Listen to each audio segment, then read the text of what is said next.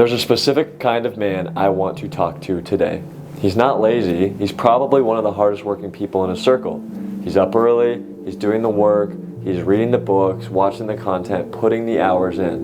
And when he stops and looks at his life and where he actually is, it doesn't match the efforts he's been putting in. And that gap has quietly been eating at him because he can't explain it. He knows what lazy looks like, and that's not him. So why is he still here? With a lot of effort, but not a lot of result to show for it. That is the question I want to answer. Because I think when most people try to answer that themselves, they get it wrong, which lands them in frustration. I spent a long time in this exact place, working, doing what I thought was right, consuming more, learning more, trying more. And the results I was getting did not move me towards the outcome I wanted to achieve. And what I eventually had to come to terms with was the problem was not my effort. The effort was real. The problem was that the effort I had no architecture underneath it. I was building something without a blueprint. And when you build without a blueprint, you can pour every material, every labor hour, every single minute of your life and still end up with something that does not hold. That was a hard thing to admit because effort for me felt like it was enough.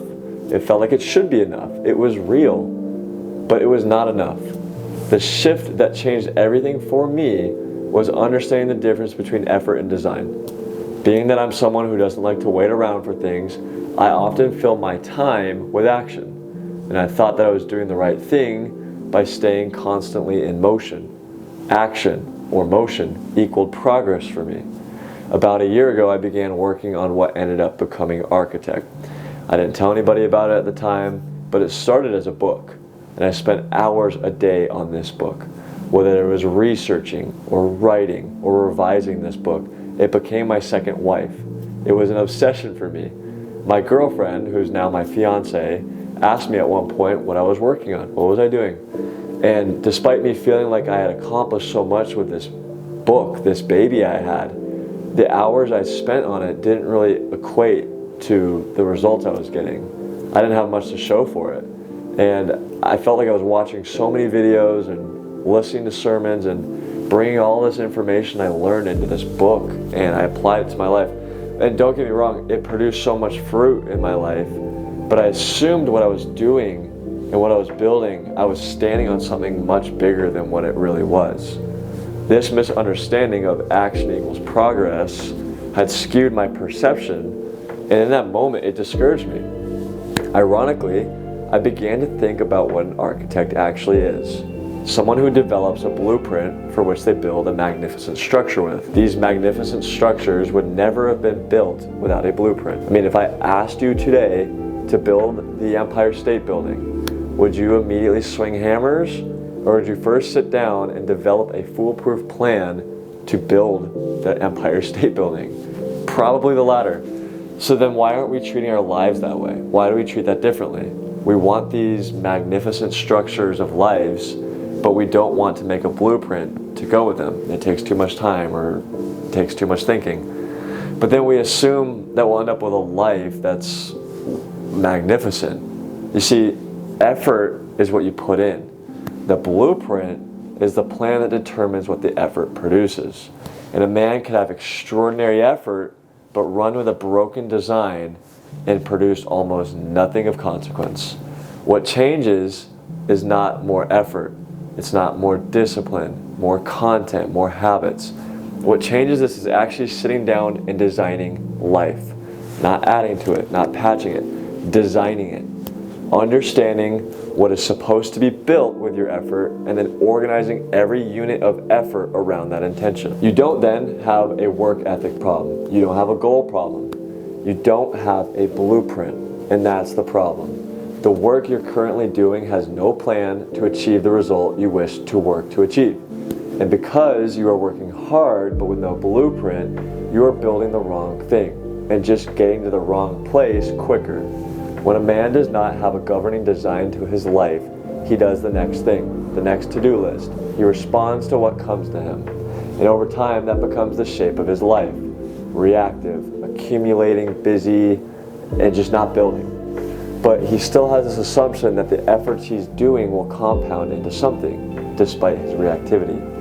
At Architect, our goal is to encourage men to move differently, however. Not work harder, not act harder, not put in more 18-hour days, but place the unit of effort in the right place.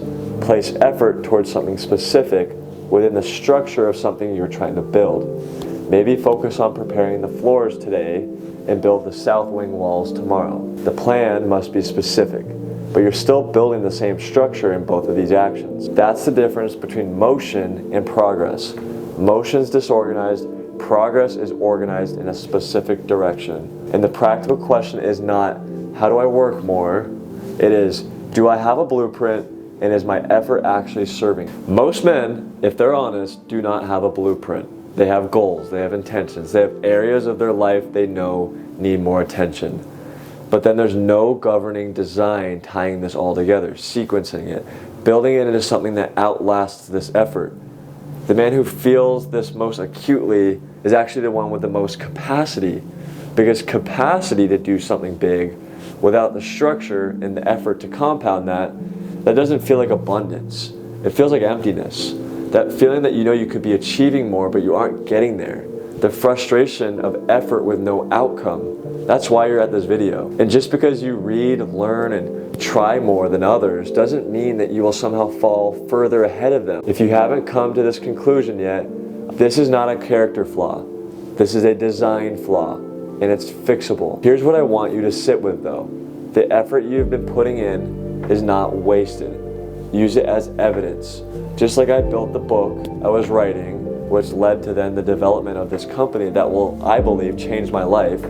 Your efforts in that first preliminary action, the writing of the book for me, they're not useless. They can be used, but only if you take the reins now and command their purpose. I could have very easily abandoned the book when I felt embarrassed about the progress, but I used that moment and the book I had made to turn it into a company that would one day retire my wife and provide financial independence. That is the narrative I chose to tell myself. That's the story I will actively write. Not woe is me, but a grateful posture of growth. Therefore, your wasted efforts are also useful. This is a solvable problem. It's not a question of who you are, it is a question of who you have built and who you will continue to build. If you feel like you can relate to this, the next step is not more content. It is a structured conversation about the design. This is why I'm building the Blueprint program. It will be the first program within Architect, and it's specifically being built for the man who has the capacity, but not the architecture, who knows that he should be further along in life and wants to understand exactly why he's not at the point he wants to be. It's coming soon for those of you who are ready to plan out and achieve your higher standards in life. For now, visit thearchitectprograms.com and take the Mind Diagnostic Quiz. There's also a free 15-minute consultation call with me, and we can discuss everything that you just learned in this video and personally apply it to your life. Thank you for listening. Welcome to the Architect Program.